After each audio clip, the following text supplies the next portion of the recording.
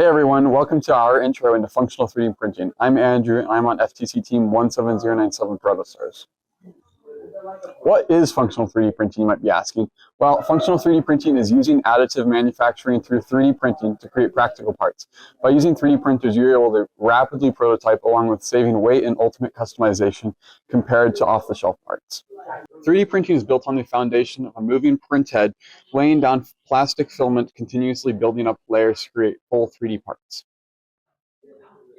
A variety of parts we make in-house are done via 3D printing. This is the rack of a rack continuing system, which can be used to move a part back and forth on a robot.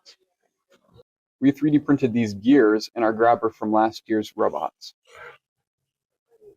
This is an LED strip diffuser, which is translucent and we have on our robot. This is the casing of a product we made to automatically test batteries based on their voltage and internal resistance.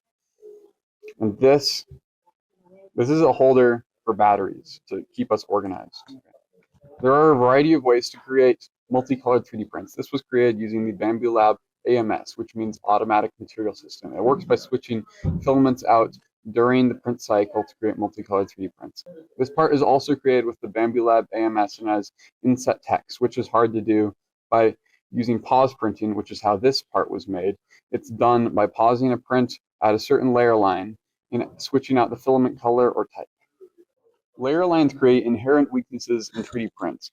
This 3D print is based on layer lines that go this way, and you can see the weaknesses if you break the part like this, and you can see how it's rigid when it's bent like this. Different types of 3D filaments have their own strengths and weaknesses. This part was made with PETG. We have a little piece of it here to demonstrate. It's flexible, but it can also be broken if you try hard enough. This piece is made with PLA, and it's very brittle, as you saw earlier. It can be broken very easily.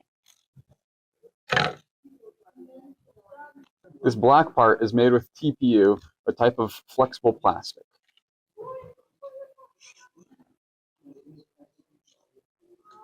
There are a variety of free tools to create 3D parts. Tinkercad is a great place to start, but it'll quickly become too limited for most use cases.